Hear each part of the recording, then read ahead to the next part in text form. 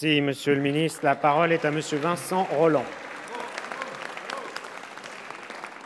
Monsieur le Président, ma question s'adresse au Premier ministre. Monsieur le Premier ministre, il y a quelques semaines était annoncée la fusion entre le français Alstom et l'allemand Siemens pour donner naissance à un géant européen du ferroviaire.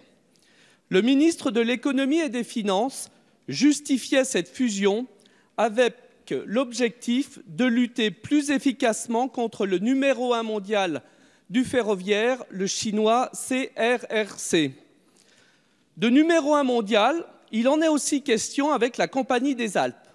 Premier opérateur mondial de remontées mécaniques, la Compagnie des Alpes, aux résultats profitables, est aujourd'hui détenue à 40% par la Caisse des dépôts et consignations. Or voilà, depuis plusieurs semaines, un certain nombre de rumeurs circulent s'agissant du devenir capitalistique de cette société. Des investisseurs chinois pourraient rentrer dans le capital. On parle aussi d'une privatisation totale. Moins d'investissements dans les stations de ski françaises, c'est une compétitivité dégradée et moins d'emplois dans nos montagnes. Monsieur le Premier ministre, vous ne pouvez pas dire un jour que la concurrence chinoise est inquiétante pour Alstom et approuver le lendemain une entrée de fonds chinois dans la Compagnie des Alpes. Emmanuel Macron, ministre de l'Économie, déjà interrogé sur cette question en mars 2016, avait pris l'engagement que la Caisse des dépôts ne vendrait pas d'actions qu'elle détient dans la Compagnie des Alpes. Je vous demande de le confirmer.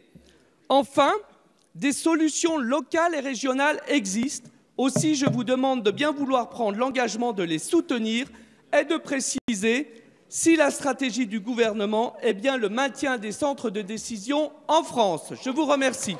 Merci, Monsieur le député. La parole est à Monsieur Bruno Le Maire, ministre de l'Économie et des Finances. Monsieur le Président, Mesdames et Messieurs les députés, Monsieur le député Rolland, comparaison n'est pas raison. Et je ne suis pas certain qu'on puisse comparer la fusion entre Alstom et Siemens et la situation de la Compagnie des Alpes. Si vous voulez faire une comparaison, faites-la avec le groupe Club Méditerranée, qui a trouvé un nouvel élan dans une alliance avec les Chinois. S'agissant de la Compagnie des Alpes, c'est une magnifique entreprise. C'est 5 000 emplois, c'est 750 millions d'euros de chiffre d'affaires.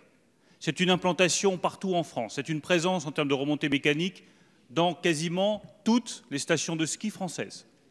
C'est une présence dans les plus grands parcs d'attractions de France. Je pense au Futuroscope, je pense au parc Astérix.